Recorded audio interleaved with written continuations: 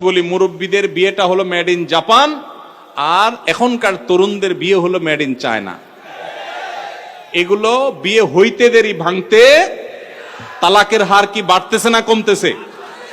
বাড়তেছে। কি জন্য? বাড়ার তো কথা না। এত লিভ টুগেদার হচ্ছে, এত প্রেম প্রীত হচ্ছে, এত সম্পর্ক হচ্ছে, এত ইটিস পিটিস মেসেজ আদান প্রদান হচ্ছে। আগের মুরব্বীরা তো এত মেসেজ দেওয়ার সুযোগও পায় নাই, অথচ তো চাচির সাথে চাচার সম্পর্ক অনেক শক্ত ছিল। তাহলে বুঝা গেল হারাম এবং অবৈধ বিবাহ বহির্ভূত সম্পর্ক, এঙ্গেজমেন্টের নামে 1 বছর ধরে ইটিস পিটিস আর বিভিন্ন জায়গায় এরকম ঘুরে বেড়ানো, লিভ টুগেদার ইত্যাদি বিভিন্ন নাম দিয়ে তথাকথিত একজন আরেকজনকে বোঝাপড়ার কথা বলে যে স্বাভাবিককরণের চেষ্টা করা হচ্ছে, এগুলো কখনো মানুষকে শান্তি দিতে পারে না।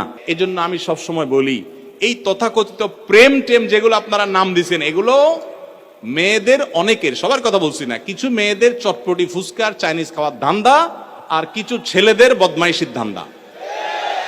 নাম দিছেন আপনি প্রেম। আরে ভাই, আসল প্রেম বা ভালোবাসা তো সেটা হবে যেটা বিবাহের মাধ্যমে হবে। বিবাহের সম্পর্ক আর বিবাহ ছাড়া সম্পর্ক পার্থক্য জানেন? আসমান আর জমিনের পার্থক্য। আমি এক লাইনে বুঝাই দেই। বিবাহ ছাড়া সম্পর্কে কোনো সামাজিক কমিটমেন্ট থাকে না। থাকে? বিবাহের মধ্যে কাবিননামা হয়, সাক্ষী থাকে, উভয় পক্ষ থাকে, ময়মুরব্বী থাকে, সমাজের লোকরা থাকে, সামাজিক কমিটমেন্ট থাকে। এজন্য প্রেমের নামে সকালে প্রেম করে বিকালে ছুড়ে দেওয়া, 2 বছর ঘুরাইয়া বিয়ের কথা বলে এরপরে পালায়ে চলে যাওয়া, ছেড়ে আরেকজনকে বিয়ে করা, এগুলো সকাল বিকাল হয়। কিন্তু বিবাহ করার পর স্ত্রীর প্রতি জুলুম নির্যাতনের ঘটনা কিছু ঘটলেও সকাল বিকাল অহরহ এরকম প্রতারণা অন্তত হয় না। অতএব বিবাহ বহির্ভূত সম্পর্ককে আমরা না করব। পছন্দ হয়ে গেছে বিয়ে করে ফেলবো, বিবাহের আগে কোনো সম্পর্ক আমরা রাখবো না। এটা হলো প্রথম কথা।